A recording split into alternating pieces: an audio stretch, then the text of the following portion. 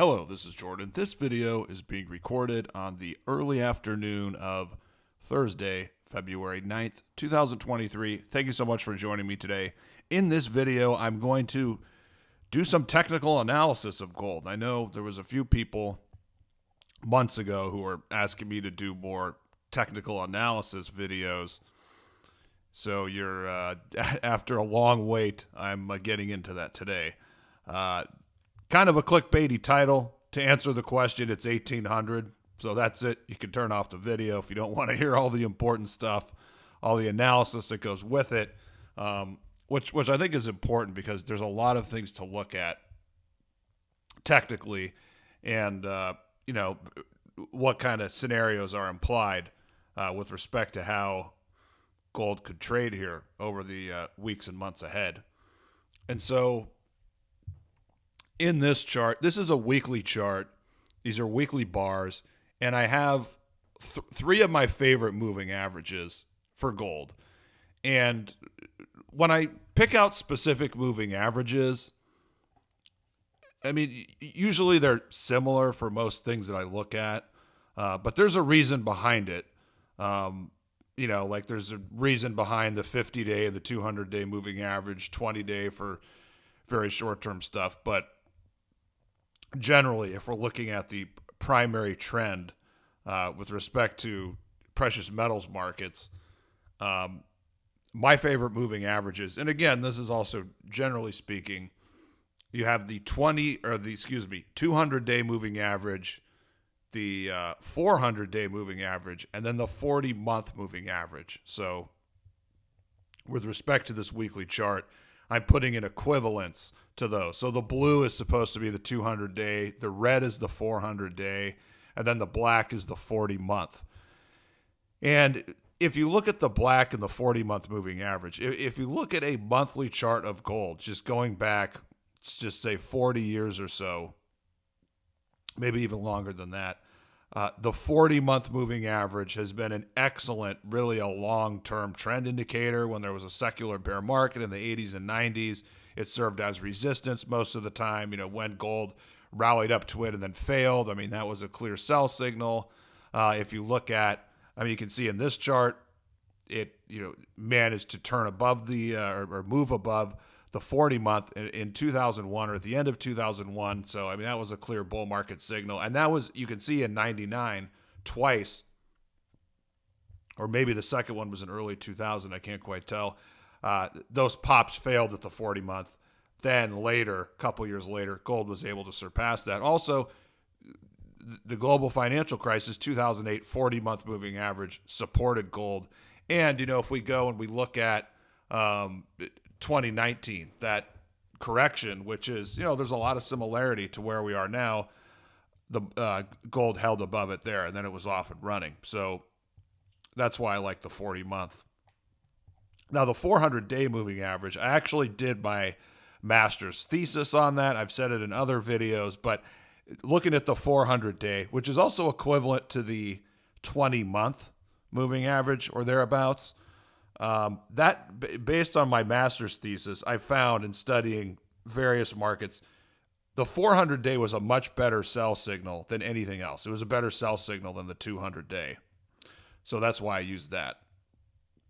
So I know that was a long explanation for both, but that's why I look at these moving averages. But the main point of this chart is all of these moving averages, you can see they're filling in, or they're at 1800 already, or they're filling in there. I should have put a box there where we are here and now, and you can see the moving averages. But if you look at the upper left corner, you have the 200-day, I'm just rounding up a tad, 1790. Then you have the 400-day, 1810. 40-month is 1785. So the 40-month is rising right now. The other two looks like they could be turning up soon. But again, all these moving averages are filling in around 1800. So that's really significant. And the same thing happened in early 2019. And if you look at the move that gold had from the 2018 August low, that first move up into, I don't know when it peaked, January, early February, maybe. then gold had a 6, 7, 8% little correction. That little correction came down, bottomed at all the moving averages. Something similar could happen this time around. Also, that little rally that gold had, it only retraced 50% of it. The 50% retracement from the current rebound in gold, that comes out to, I think, about 1785 or 1790. So we're looking at all of these just pure technical indicators, and they're all pointing to this 1800 support level. So when you have all these various things pointing to the same level, it's even more significant. So 1800, I can't say it enough. It's very significant for gold.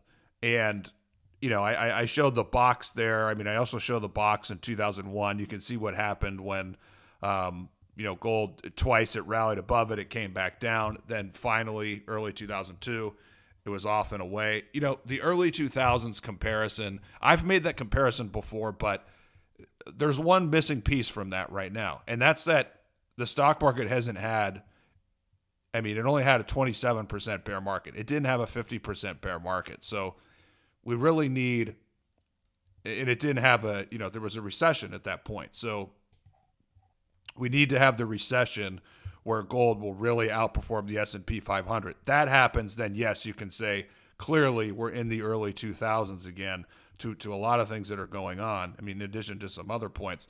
But there's that big roadblock of gold against the S&P with respect to that comparison.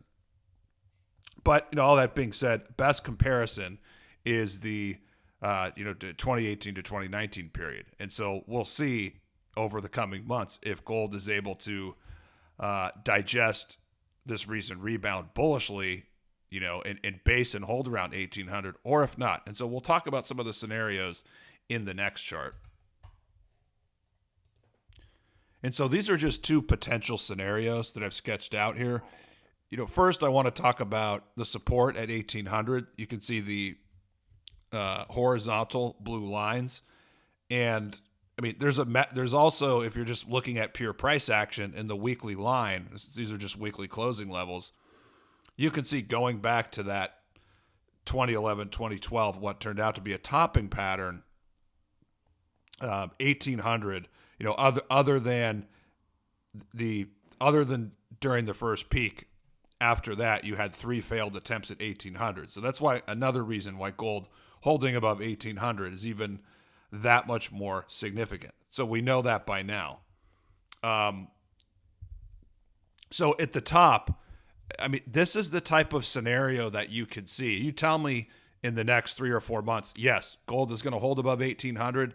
It's going to hold above it on the weekly and monthly. It's not going to close above it, or maybe it has only one close above it, and then it rebounds strongly. You tell me one of those things is going to happen, then I'm going to tell you, yes, gold's in position where it should break out this year, hence the sketch that I've drawn there. And, when we draw these sketches, we also have to think about the macro that's accompanying that. Because at the top there, in that scenario, you don't really have a cyclical bull market in the stock market. This rebound doesn't evolve into a cyclical bull in that scenario. You probably have a recession that hits this year, maybe middle of the year, whatever. And, you have a huge rally in bonds where yields really come down. And then the narrative is that the market's going to discount. Well, the market does discount rate cuts because yields plunge, and obviously it's bullish for gold. Gold breaks out. I'm babbling about that in every video. You guys know what I'm saying. So that's the scenario that could accompany that. Or I guess there's another senorio where, inflation stays really high, and then, the Fed doesn't cut rates, but they stop hiking at some point, and, then you have stagflation. The economy still tips into a recession. That's also another scenario where gold, where something at the top right there, where gold could do well in. Now at the bottom, that is the scenario where, maybe you're going to get more of a cyclical bull in the stock market. And maybe you don't get a recession this year. So you have a cyclical bull this year. Doesn't have to last, a year and a half, but probably a year more. You have that. You don't have a recession this year. Therefore, the rate cuts get pushed further off. And so that's a scenario where gold, it doesn't hold 1800 and it fails. And in that scenario, it probably just takes longer for it to break out. Maybe you have the recession in 24, and that's when you have the rate cuts.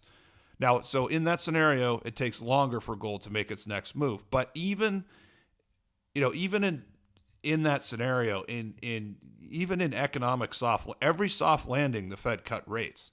So there's really zero history of there being a soft landing and then the Fed doesn't ease policy.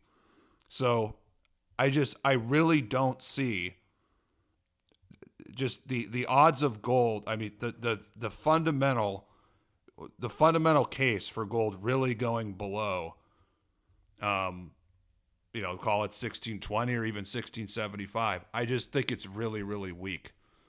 I don't think the economy is going to be strong enough for that. I don't think,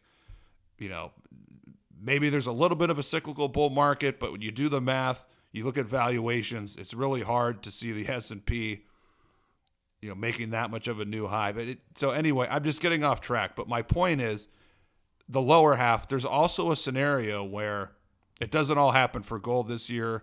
Gold goes below 1800. But even in that scenario, as long as gold holds above 1675 or even 1620, but let's just say gold holds above those levels, it's still in a long-term, very bullish consolidation.